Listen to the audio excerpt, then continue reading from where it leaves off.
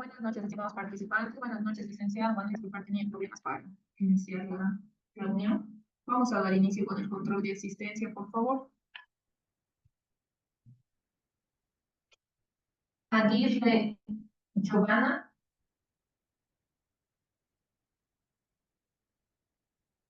Ayllón Maribel. Presente, Aguirre, por favor.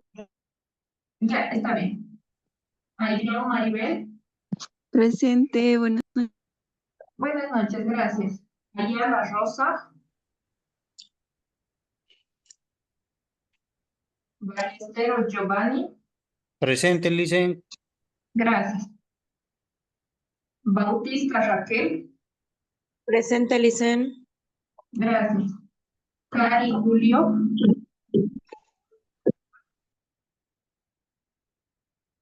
Chávez Marín. Cruz Rosa. Presente. Está bien, gracias. Escobar Sara. Flores Juan. Presente, Está bien, Escobar. Flores Juan.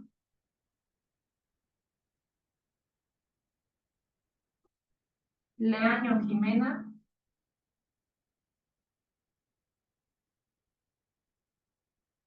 Está bien, gracias. Mancilla Reinaldo. Presente, Mancilla, no sé si se escucha. Sí, está bien, gracias. Gracias. Mendoza Dayane.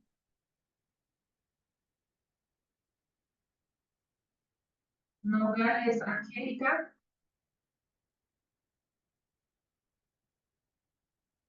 Morales Leonardo. Ortega María de los Ángeles.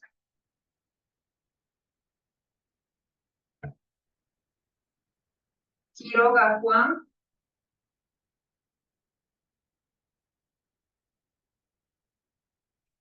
Quispe Rocío.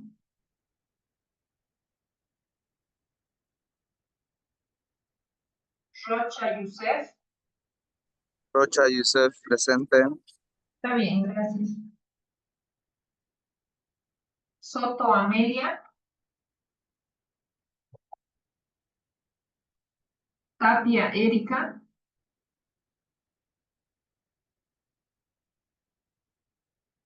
Tirado Vivian. Presente. Está bien, gracias. Vargas Liliana. Zapata Pamela. presente, Vargas. Está bien, gracias. Licenciada, Zapata, buenas presente. noches. Disculpe, Amelia Soto, presente. No he podido entrar al audio. Ya, está bien. Zapata también presente, por favor. Ya, está bien, gracias. Los que no han podido responder o recién están ingresando, en el chat déjenmelo sus nombres y de igual manera se les va a tomar en cuenta. Y bueno, agradecerles por su puntualidad y le damos la bienvenida al licenciado Richard Molina, que nos va a acompañar en estas dos sesiones.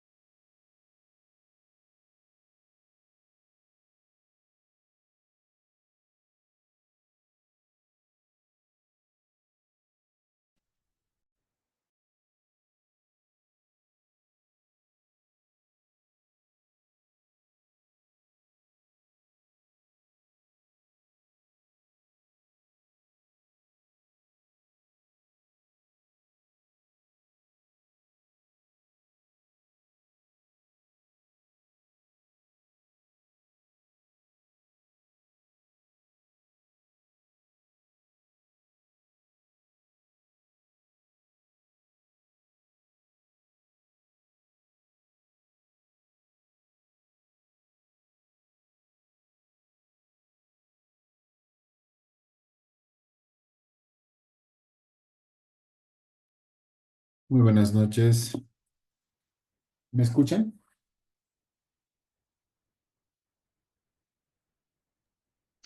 Sí, Lice, se le escucha.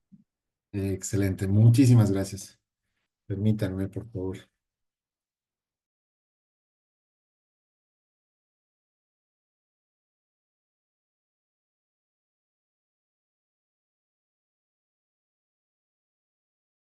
Excelente, muy buenas noches, ¿cómo están todos? Sean bienvenidos a la clase de Gabinete de Auditoría, una conclusión a la formación que ustedes están teniendo a nivel profesional, a nivel licenciatura, y pues vamos a terminar de la mejor manera para luego ya prepararse a lo que es su titulación y demás procedimientos que conllevan el objetivo final de todo esto, ¿no? Que es poder obtener el título y ejercer la carrera. Bueno, mi nombre es Hugo Richard Molina.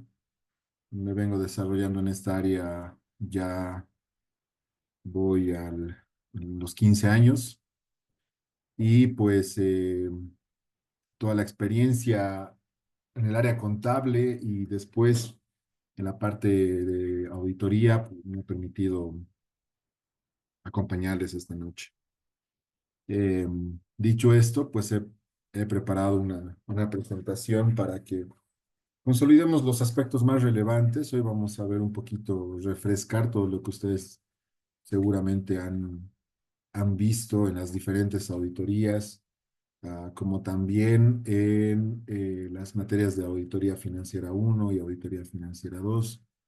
Vamos a refrescar de aquellos aspectos que considero yo para poder cerrar este ciclo son muy importantes, pero lo vamos a llevar a un contexto más local, ¿no? Más de nosotros, los bolivianos, debido a que las auditorías, el ejercicio del auditor difiere de un país a otro, ¿no? Entonces, de inicio les digo que se sientan con la libertad de levantar la mano cuando necesiten hacer una pregunta eh, y pues podamos intervenir en esta primera sesión. ¿Estamos? Bueno, yo le he llamado al tema de hoy Auditoría Financiera en Bolivia, un pequeño resumen de lo que conlleva el poder ser auditor, pero además en el contexto boliviano y cómo a partir de ello, pues, se va ejerciendo esta profesión, ¿no?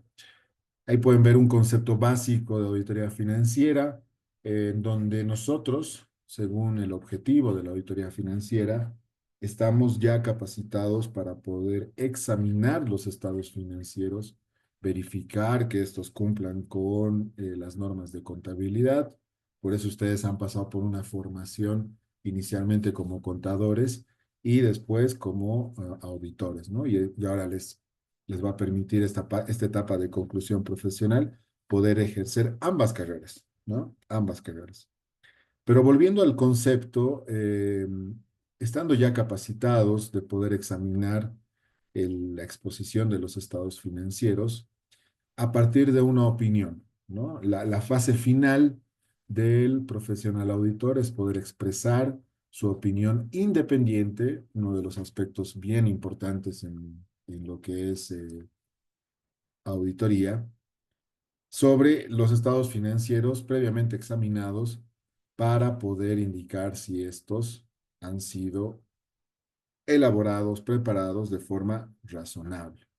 Pero más allá de la razonabilidad, debemos verificar que estos cumplan mínimamente con las normas de contabilidad generalmente aceptadas y vigentes en nuestro país. ¿Sí? Eh, ¿Por qué es importante la auditoría? Pues porque eh, dar, te permite proporcionar certeza respecto a datos en los estados financieros, le permite a la empresa conocer cuál es la situación financiera con datos ya evaluados, ¿no? Si bien internamente la empresa maneja los datos de su contador, el que estos sean examinados por un profesional externo le da más credibilidad a los datos expuestos en los estados financieros. Es como una garantía, es como una aval de un profesional totalmente ajeno a la empresa para con los estados financieros y la información que se complementa a ellos, ¿no? Ahora, la pregunta, ¿no? ¿Cuándo realmente se puede hacer una auditoría o cuándo realmente aplicamos el hacer una auditoría en nuestro país? Pues la respuesta es únicamente, es obligatorio, ¿sí? Ojo, es obligatorio cuando una empresa llega a obtener ingresos brutos por un importe mayor o igual de 1.200.000 bolivianos, ¿no? Pero a ver, entendamos el por qué, ¿no? El Estado, en su rol de recaudar impuestos para poder llevar a cabo sus objetivos, poder cubrir el gasto público y a partir de ello hacer inversiones en seguridad, educación, salud, etcétera, em, tiene que de alguna manera fiscalizar a las empresas legalmente constituidas en Bolivia. Entonces, el Estado en ese rol, lo que dice, según las leyes, tanto la ley 843 como el Código de Comercio y diferentes RNDs,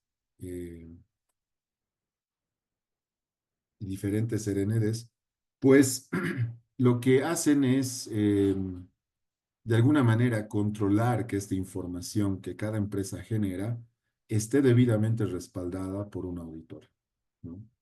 Por eso es importante el rol del auditor. Nosotros avalamos ante el Estado la información financiera de una empresa, ¿sí? Este informe de auditoría, por ejemplo, se envía a, al Servicio de Impuestos Nacionales de forma digital, se entrega de forma física, ¿sí? Entonces ahí va nuestra firma, con nuestro sello, con nuestro registro en el Colegio de Auditores, a nivel departamental, a nivel nacional. Pero repito, esto únicamente sucede cuando una empresa supera los 1.200.000 bolivianos de facturación. Estamos hablando de ingresos brutos, ¿no?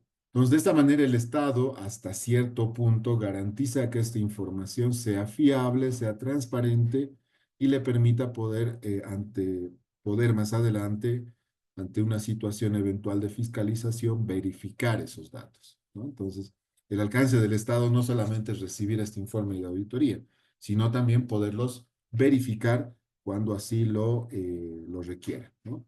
Por ello tiene sus brazos operativos que nosotros conocemos como ser el Servicio de Impuestos Nacionales, la Autoridad de Empresas, el CEPREC, el Ministerio de Trabajo, la gestora, ¿no? Son instituciones operativas del Estado que verifican el cumplimiento de la normativa.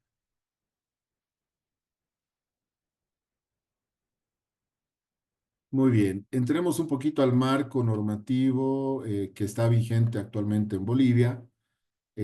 Hasta el 2018, nosotros como Estado boliviano teníamos, según normas de auditoría locales bolivianas, 5 normas de auditoría, ¿no? El 2018 se decide, el Consejo Técnico de Auditores y Contadores de Bolivia decide adoptar las normas internacionales de auditoría, dejando atrás la norma de auditoría 2, 3, 4 y 5 como derogadas, ¿no? Y ante ello, únicamente queda vigente la norma de auditoría número 1.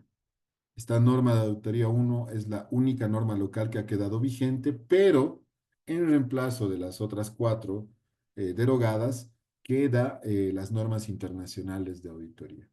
Es importante entender que las normas internacionales de auditoría le proporcionan al auditor mayores procedimientos, mayor sustento técnico para poder desarrollar su profesión, ¿no?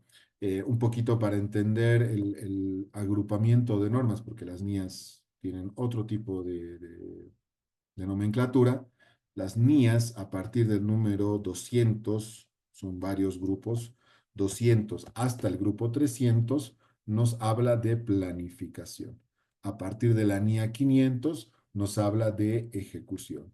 Y a partir de la NIA 700 nos habla de la comunicación de resultados. Y esto en resumen son las tres etapas que conllevan hacer una auditoría financiera. No sé si hasta ahí ustedes tienen alguna consulta, alguna duda.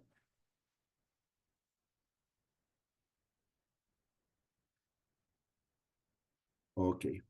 ¿Qué dirá la norma de auditoría 1 en Bolivia? Pues resume todos los aspectos formales, los principios que hacen a un auditor boliviano, ¿no? Entre ellos, por ejemplo, los más importantes que debemos tomar en cuenta, por ejemplo, la independencia en el ejercicio de la profesión, la confidencialidad sobre el manejo de la información, el hecho de entender y comprender lo que representa una evidencia en todo el proceso de auditoría, ¿no?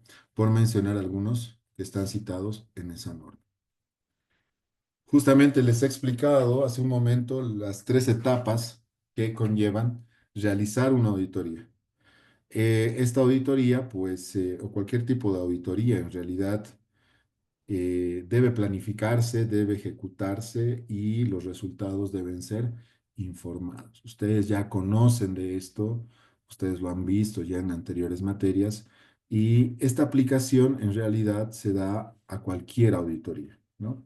Si un trabajo de auditoría, ya sea en el ámbito financiero, administrativo, operativo, tributario, por mencionar los tipos de auditoría, no se planifica, pues lamentablemente esto permite que el trabajo del auditor sea deficiente y no cumpla los objetivos correspondientes, ¿no?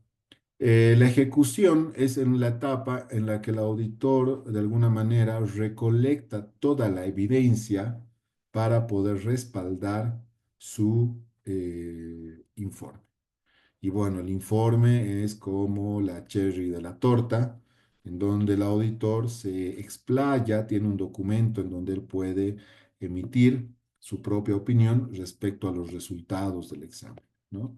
Es aquí donde el auditor ejerce su profesión para poder elevar en un documento todos los resultados del examen de auditoría.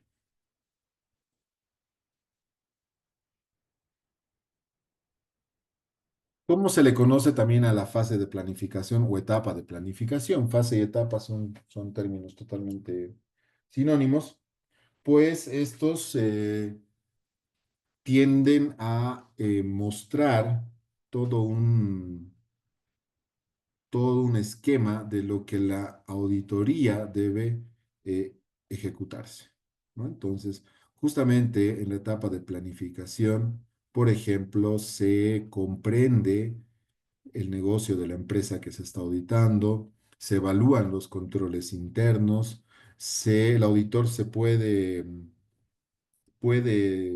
entrevistarse con personal clave de la empresa, justamente a raíz de la evaluación y el conocimiento del negocio, establece el alcance de la auditoría para poder obtener una muestra suficiente que le permita tener seguridad sobre la revisión de los estados financieros. Y por último, realiza una programación del trabajo, es decir, una agenda de trabajo en donde se destinan horas y el equipo necesario para poder llevar a cabo una auditoría. Les voy a poner un ejemplo. No es lo mismo auditar en cuanto a tiempo y recursos humanos una empresa como Enbol, quienes producen Coca-Cola en Bolivia, o una empresa que apenas llega a los 1.200.000. Vamos a tomar como un ejemplo una ferretería de barrio, ¿no? Entonces, seguramente para auditar en BOL tendremos que tener un equipo de recursos humanos bastante amplio porque el alcance también es mayor y por la relevancia que conlleva hacer una auditoría a este tipo de empresas. En cambio, para la ferretería probablemente el equipo sea el mínimo. ¿Y por qué? Porque justamente la información va a ser menor, porque la significatividad de los recursos económicos que maneja la ferretería igual van a ser menores. Entonces, ahí hay que entender que hay una diferencia Y justamente en la etapa de planificación, el auditor se permite programar de una manera adecuada, responsable y sobre todo profesional su trabajo, ¿no? Al finalizar esta etapa de planificación, el auditor lleva a cabo los programas de auditoría. Estos programas le permiten al auditor tener en detalle todos los procedimientos que va a llevar a cabo en la siguiente etapa, es decir, en la etapa de ejecución. Este trabajo le permite al auditor no estar perdido durante el camino, ¿no? Es como una guía, es como es como una serie de pasos que el auditor sabe que tiene que seguir para poder cumplir el objetivo de la auditoría y del examen a los estados financieros, ¿no? De esta manera, la auditoría cumple su objetivo, de esta manera la auditoría recolecta evidencia suficiente, competente, y de esta manera el auditor también puede ser evaluado por sus gerentes de auditoría, ¿no? Entonces, parte del proceso de planificación como proceso para el auditor es también dejar evidencia del trabajo realizado al inicio de la auditoría. Pasamos a la segunda etapa y entendamos que dentro de esta etapa, que es la más importante posterior a la planificación, porque justamente si yo no planifico bien, es probable que esta etapa tampoco salga bien, ¿no? En esta etapa, lo más importante es la recopilación y análisis de evidencia.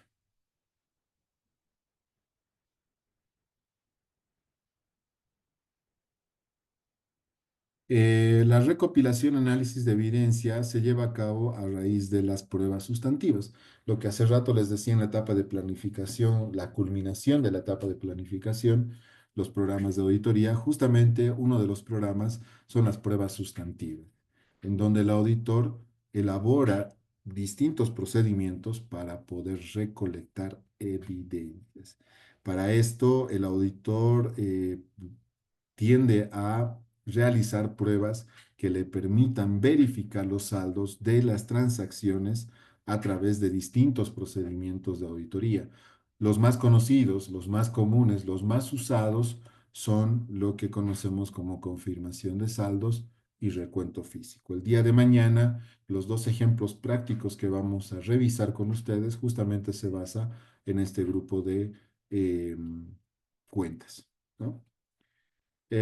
Una vez que las pruebas de controles se apliquen, que es como el segundo subproceso, se evalúa justamente el desempeño de la empresa a partir de sus controles internos. Es decir, la empresa, como empresa privada, lo que hace es establecer procedimientos de control que le permitan eh, justamente asegurar que toda la información, que todos los respaldos, que todo el movimiento de la empresa esté bajo un nivel aceptable y que el personal que trabaje para dicha empresa pueda cumplir esos reglamentos, procedimientos, manuales, etcétera, ¿no?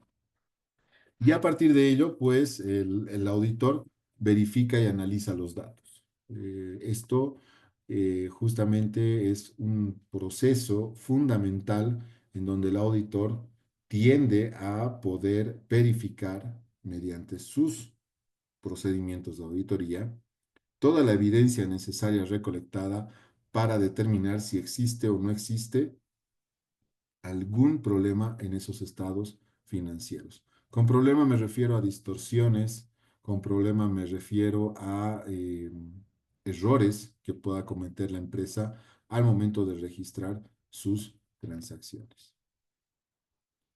¿no? Por último, tenemos la etapa la etapa final de auditoría, que es el informe, en donde el profesional puede emitir su opinión. Este informe de auditoría contiene la opinión del profesional. Nuevamente les hago referencia al término independiente, es decir, que esta persona está totalmente ajena, es totalmente imparcial y que su opinión es totalmente objetiva y profesional, ¿no? Entonces, el auditor debe estar libre de cualquier tipo de incidencias que puedan afectar su imparcialidad, su objetividad, ¿no? Eso significa ser independiente. ¿Qué tipos de opinión el auditor puede realizar en su informe? Existen 4 tipos de opiniones. El primero es cuando el auditor certifica que los estados financieros, en sus aspectos significativos y relevantes, son razonables. Es decir, que han cumplido con las normas de auditoría, perdón, con las normas de contabilidad generalmente aceptadas. Según la norma internacional, esto se conoce como opinión limpia, opinión sin salvedades.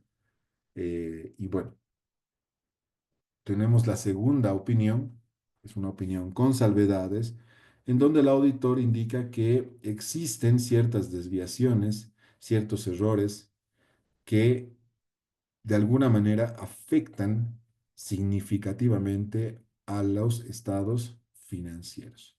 Esto significa que el auditor durante su etapa de ejecución encuentra estas distorsiones y estas distorsiones que no han sido justificadas por la empresa se convierten en el informe como una opinión con salvedades, producto de ello.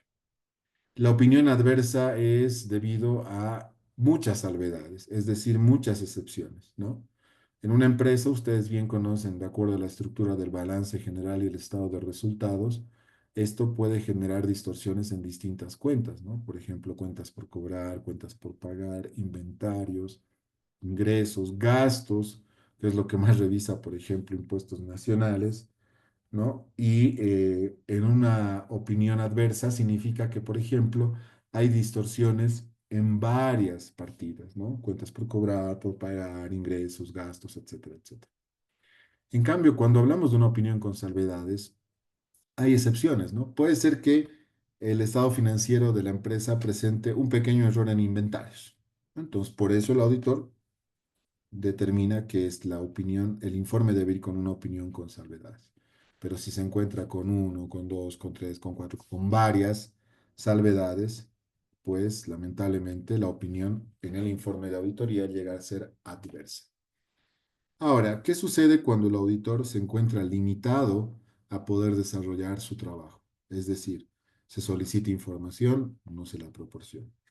Desea realizar un acompañamiento, un inventario a los activos fijos, a los almacenes, no se lo permite. Solicita confirmación de saldos, se lo niegan. Entonces, el auditor básicamente no puede realizar su trabajo, se encuentra limitado. Y cuando existe este contexto en donde el auditor no puede obtener información y no tiene que revisar, pues lamentablemente el informe de auditoría debe estar con una denegación de opinión o con una abstención de opinión. ¿Sí? Es decir, me abstengo de opinar porque no puedo opinar algo que no he podido evaluar, ¿no? Obviamente todo esto debe estar debidamente respaldado en su informe, ¿no? Ahora, imagínense ustedes propietarios de una empresa en donde el auditor diga que no puede opinar. ¿Se asustarían o no se asustarían? Con seguridad que sí, ¿no? ¿Por qué? Porque saben que hay algo chueco, hay algo raro del por qué no se está entregando la información. Entonces, es muy importante que también entiendan que el informe de auditoría no solamente cumple requisitos legales, sino que también sirve como un documento de evaluación hacia quienes administran, quienes eh, contabilizan las transacciones de la empresa, ¿no? Toda la parte administrativa y contable. Ahora, ese es el informe de auditoría, ¿no? Pero existe un segundo documento que es elaborado por el auditor. El auditor necesariamente cuando evalúa el control interno identifica aspectos que disminuyen el control sobre ciertos procedimientos, ¿no? Por ejemplo, verifica si en una empresa importadora se llevan a cabo inventarios periódicos. Entonces resulta que cuando verifica eso, pues no encuentra, no hay registro de inventarios, Los inventarios se hacen únicamente cuando llega auditoría, pero no hay un control rutinario, mensual, trimestral, semestral, y tampoco existen informes, ¿no? Entonces, es una debilidad que la empresa tiene y que el auditor debe identificar y que debe informar, ¿no? Y todo ese detalle no puede ir en el informe de auditoría. El informe de auditoría, si bien hoy por la norma internacional de auditoría 700, conlleva más o menos 3 páginas, pero es porque debe ser de esa manera, según la norma internacional. Debe aparecer la opinión, debe aparecer la responsabilidad de la empresa, la responsabilidad del auditor. Pero ¿dónde el auditor descarga las demás observaciones que si bien no van a tener un efecto importante sobre los estados financieros, sí conllevan que se mencionen para que la empresa lo tome en cuenta? Entonces, para eso se elabora la carta de control interno. Justamente esta carta de control interno, vamos a decirlo así como un anexo al informe de auditoría, en donde el auditor detalla todas aquellas observaciones que ha identificado durante su examen, ¿no? Y que no necesariamente estén afectando de forma significativa a la información financiera. ¿Por qué es importante llevar a cabo una auditoría financiera? Ahora, al inicio les decía que 1.200.000 es el límite, ¿no? Eso es en Bolivia. Por ejemplo, en Perú, que es un país mucho más grande en el ámbito económico, quiero decir, y en el ámbito empresarial también, pues la norma local, la norma tributaria peruana, establece que las auditorías se van a llevar a cabo únicamente para empresas que cotizan en la bolsa de valores, ¿no? Entonces, hay distintos propósitos dependiendo del tamaño del Estado, dependiendo también los objetivos del Estado respecto a las empresas formales. Esto pues se convierte en una herramienta, ¿no? Pero en Bolivia igual hay empresas que al margen de no haber llegado a los 1.200.000 de ingresos brutos o facturados, pues se ven en la necesidad de llevar a cabo una auditoría, ¿no? Por un tema de control. Y aquí viene justamente esta explicación. ¿Por qué es importante hacer una auditoría? Porque lo que transmite en base al informe de auditoría externa es confianza y transparencia respecto a sus resultados, ¿no? Si en el disponible de una empresa aparece 1.000.000 de bolivianos certificados por un auditor, pues significa que esos datos son confiables y son transparentes. Entonces, más allá de los aspectos legales y normativos, es importante entender esto, ¿no? Que si uno quiere tener certeza de lo que realmente ha sucedido, de lo que realmente representan sus números en los estados financieros, puede hacer una auditoría. Ahora, está el otro aspecto que tiene que ver con el cumplimiento normativo. Eso creo que está claro, ¿no? Cumplimiento normativo significa que me tengo que basar en la norma tributaria, en donde básicamente está lo que es los 1.200.000, ¿no? En Bolivia, ¿no? Les ponía el ejemplo de Perú para que entiendan la diferencia que existe entre países.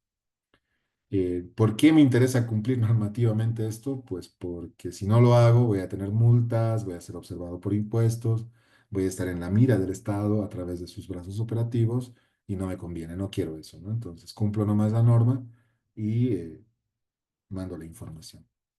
Entonces también tiene que ver la importancia de una auditoría financiera, al menos en Bolivia, tiene que ver también con el cumplimiento normativo. Y bueno, a raíz de lo que es la carta de control interno, que es el documento que les expliqué hace ratito, pues la mejora continua tiene que ver con la mejora de los procedimientos y esto pues te permite eh, todo lo que es procedimental dentro de una empresa, de alguna manera se refleja en sus números, ¿no? Entonces, eso es importante. Si una empresa desea mejorar, pues lo puede hacer a raíz de la carta de control interno de una auditoría externa, ¿no? Porque el auditor ahí va a poder redactar todas las debilidades que debe mejorar la empresa, ¿no? Y bueno, es eso. Eso es lo que yo he preparado para hoy, para ustedes, a modo de recordar y darle un enfoque mucho más local, mucho más nuestro, a lo boliviano, podríamos decir.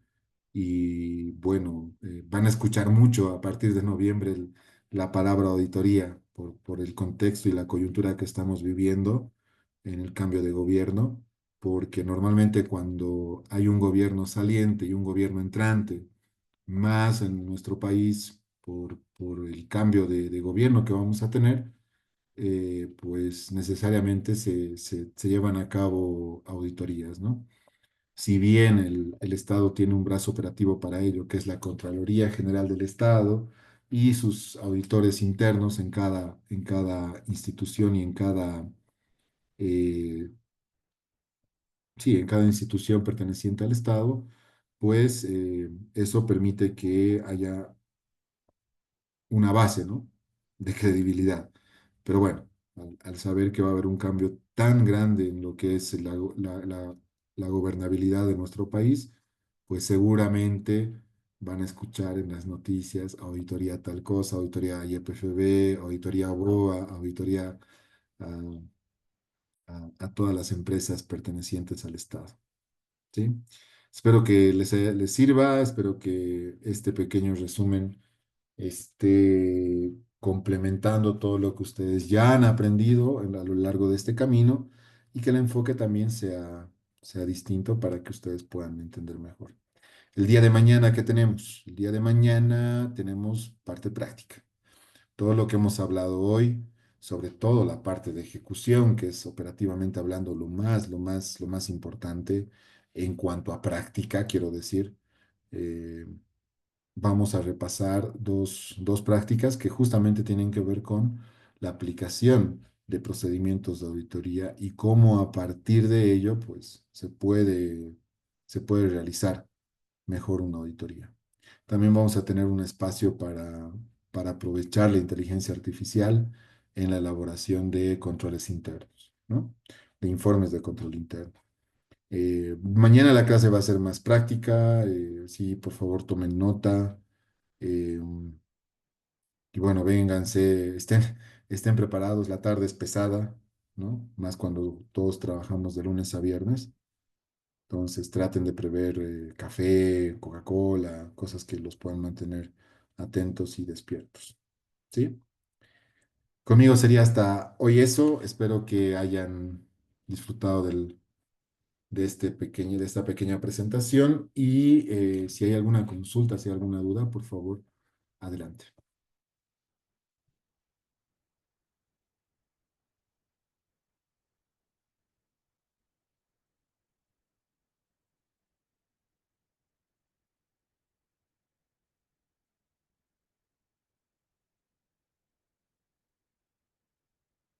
Bueno, espero que hay dos opciones cuando pasa esto, ¿no? O es que realmente ha sido una clase muy bien explicada, espero que sea el resultado, o es que no se ha entendido absolutamente nada. Espero que sea lo primero. Bueno, voy a dejar a la licenciada para que tome nuevamente la lista y conmigo hasta el día de mañana. Empezamos a las 2:30, por favor. Que les vaya muy bien. Buenas noches. Buenas noches, Licen.